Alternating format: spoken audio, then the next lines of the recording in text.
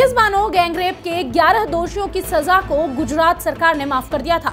अब इस मामले में सुप्रीम कोर्ट ने बड़ा फैसला सुनाया और 2 हफ्ते के अंदर ही इन दोषियों को कोर्ट में पेश होने के लिए कहा गया है। गुजरात सरकार के इस फैसले को सुप्रीम कोर्ट में चुनौती दे दी गई थी। सुप्रीम कोर्ट ने गुजरात सरकार का फैसला पलट दिया है और कई अहम सवाल भी किए।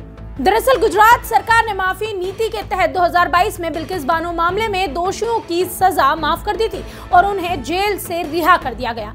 इन दोषियों को सीबीआई की विशेष अदालत ने 2008 में उम्र कैद की सजा सुनाई थी, जिस पर बॉम्बे हाई कोर्ट ने भी अपनी मुहर लगाई थी। उम्र कैद की सजा पाए दोषियों को 14 साल जेल में बिताने होते हैं। उसके बाद अपराध की प्रकृति, जेल में व्यवहार और अन्य चीजों को ध्यान में रखते हुए सजा घटाने या रिहाई पर विचार किया जा सकता है।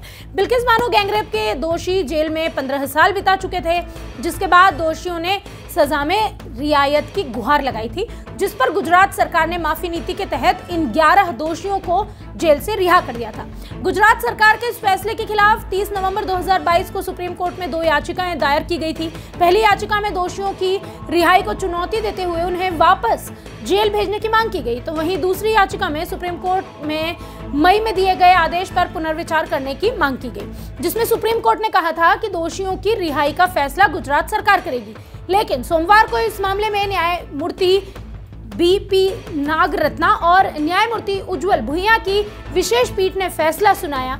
याचिका की सुनवाई करते हुए कोर्ट ने सभी दोषियों की सजा में मिली छूट को रद्द कर दिया।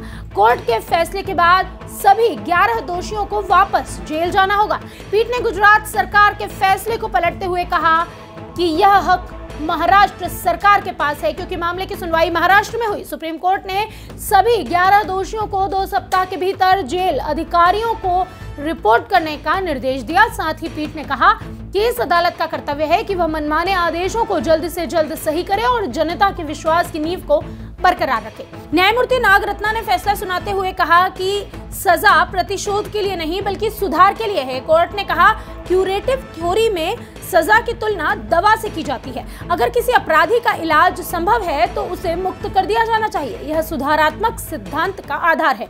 लेकिन पीड़ित के अधिकार भी महत्वपूर्ण है। नारी सम्मान की पात्र है। क्या महिलाओं के खिलाफ जघन्य अपराधों में छूट दी जा सकती है? ये वो मुद्दे हैं जो उठते हैं। शीर्ष अदालत ने इस दौरान माना कि 13 मई 2022 का जो फैसला, जिसमें गुजरात सरकार को दोषियों को माफ करने पर विचार करने का निर्देश दिया गया था, अदालत के साथ धोखाधड़ी करके और भौतिक तथ्यों को छुपाकर प्राप्त किया गया था। शीर्ष अदालत ने कहा कि दोषियों ने साफ हाथों से अदालत का दरवाजा नहीं खटखटाया था। यह देखते हुए कि राज्य दोषियों की माफी याचिका पर फैसला करने में सक्षम है। शीर्ष अदालत ने कहा कि गुजरात ऐसा करने में सक्षम नहीं है। इस मामले में बिल्किस की याचिका के साथ ही मार्क्सवादी कम्युनिस्ट पार्टी की नेता सुभाषिनी अली, स्वतंत्र पत्रकार रेवती लाल और लखनऊ विश्वविद्यालय की पूर्व कुलपति रूपरेखा वर्मा समेत अन्य ने जनहित याचिका दायर कर सजा में छूट को चुनौती दी है। तृणमूल कांग्रेस की नेता महुआ मोइत्रा ने भी दोषियों की सजा में छूट और समय से पहले रिहाई के खिलाफ जनहित याचिका दायर की।